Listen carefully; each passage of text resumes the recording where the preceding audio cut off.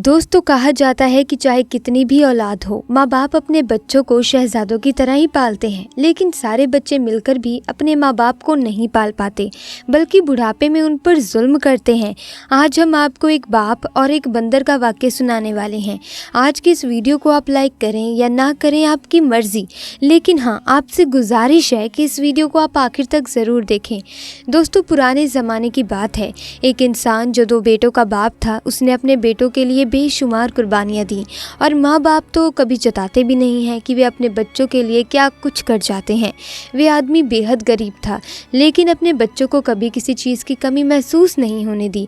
यहाँ तक कि कभी माँ की कमी भी महसूस नहीं होने दी, क्योंकि उसकी बीवी बहुत पहले गुजर चुकी थी।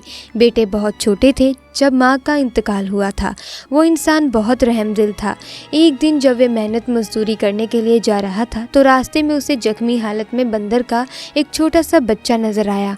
वे तकरीबन मरने वाला था। उसने जल्दी से उस बच्चे को उठाया और डॉक्टर के पास ले गया। उसकी मरहम पट्टी करवाई और अपने घर लेकर आ गया। अब 2 बेटों के साथ साथ बंदर का वो छोटा सा बच्चा भी उनके घर का एक हिस्सा बन गया। वे बंदर का बच्चा तो बड़ा होता गया और वहाँ वो इंसान बूढ़ा होता गया। अपने बच्चों की जिम्मेदारी उठा उठा कर उसकी कमर झुक गई थी, लेकिन कभी भी कोई शिकवा जुबान पर कभी नहीं लेकर आया।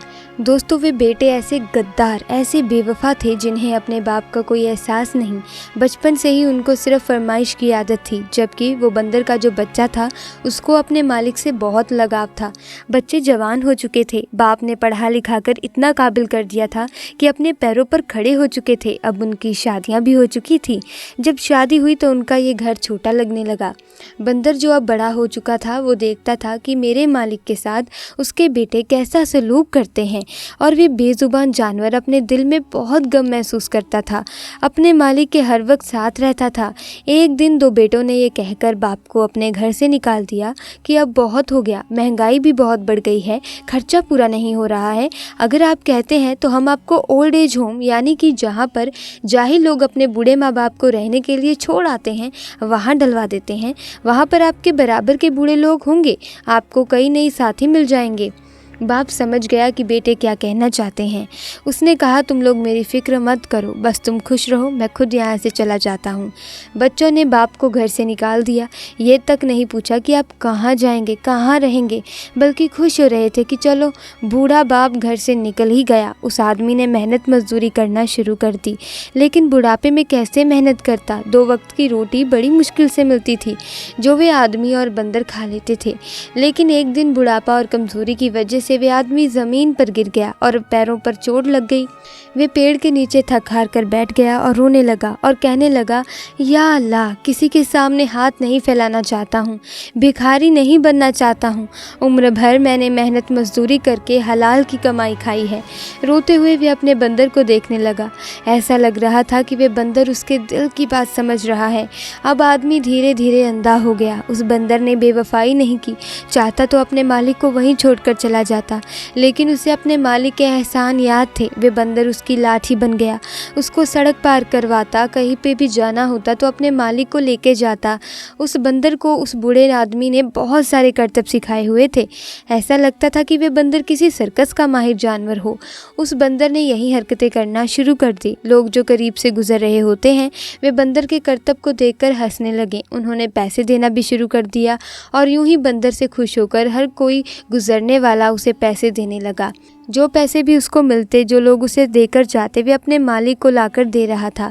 अब इस तरीके से तय होता था कि वे 2 वक्त की रोटी आसानी से खा लेते थे। रहने का ठिकाना भी मिल गया था। वे बहुत ज़्यादा जहीन था, अपने मालिक के दिल की हर बात को समझता था। और मज़े की बात तो ये थी कि वे हर करतब को बहुत अच्छे तरीके से दिखाया करता था। पूरे इलाके में उसका नाम मशहूर हो गया कि ये करतब दिखाने वाला बंदर है। एक दिन उस बंदर पर एक सर्कस के मालिक की नज़र पड़ गई। बहुत अच्छे तरीके से करतब दिखा रहा था। लोग जमा होकर उसको देख रहे थे और शहर में मेला लगा हुआ था और बहुत बड़ा सर्कस भी वहाँ लगा हुआ था। सर्कस के मालिक ने जब बंदर को इतने बेहतरीन तरीके से अपने हाथ हिलाते हुए, उछल कूद करते हुए देखा, तो सोचा कि मैं इस बंदर को अपने सर्कस में बाकी जानवरों के साथ शामिल कर लेता हूँ।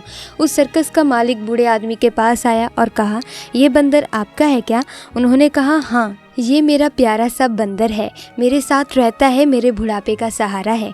सर्कस के मालिक ने पूरी बात उसको बता दी और कहा, आप अपने बंदर को मेरे सर्कस में काम करने देंगे, मैं अच्छा मुआवजा दूंगा और आप दोनों को रहने के लिए जगह भी दूंगा। और आप जो यूँ सड़कों पर भटक रहे हैं, कोई ठिकाना आपका नहीं है, आपको जगह भी मिल जाएगी। सिर्फ आपको शहर ही में नहीं बल्कि बड़े बड़े मुल्कों में हम जाते हैं, हमारा सर्कस बहुत बड़ा है, सोच लो, आपको बहुत अच्छी ऑफ़र दे रहा हूँ। अब जो बूढ़ा आदमी था उसने कहा, इससे ज़्यादा बेहतरीन बात और क्या हो सकती है। अब वे दोनों सर्कस में शामिल हो गए। सर्कस में बंदर को नए नए करतब सिखाए गए। एक मर्तबा शहर में मेला लगा हुआ था, बहुत बड़ा मेला था, दूर दूर से अमीर तरीन लोग आए हुए थे। बंदर के करतब देखकर लोग खड़े होकर तालियां बजाने लगे। सर्कस के मालिक ने बंदर को कंधों पर उठा लिया और कहने लगा, इसने तो आज हमारे सर्कस की शान निराली कर दी। उन देखने वाले लोगों में उस बूढ़े अंधे आदमी के बेटे भी मौजूद थे जो अपनी बीवी बच्चों के साथ मेला देखने आए थे। वे पहचान गए कि ये तो वही बंदर है जो हमारे बाप के साथ रहता था। तो क्या सर्कस में हमारा बाप भी मौजूद है? वे इधर उधर अपने बाप को तलाश करने लगे। उनका बाप खड़ा तालियां बजा रहा था। वे लोग समझ गए कि अब ये बंदर यहाँ पर काम करता है। कहने लगे, अरे हमने तो मौका हाथ से निकाल दिया, इसको कैसे जाने दिया। अपने बाप को निकाल देते लेकिन इस बंदर को रख लेते। जल्दी से उठकर दोनों बेटे अपने बाप के आगे पीछे फिरने लगे और कहने लगे, अब्बा जान आप यहाँ क्या कर रहे हैं? अब्बा जान खामोश थे, उनको नज़र वैसे भी नहीं आ रहा था। वे दोनों कहने लगे, अरे आपकी तो आंखें भी चली गई हैं।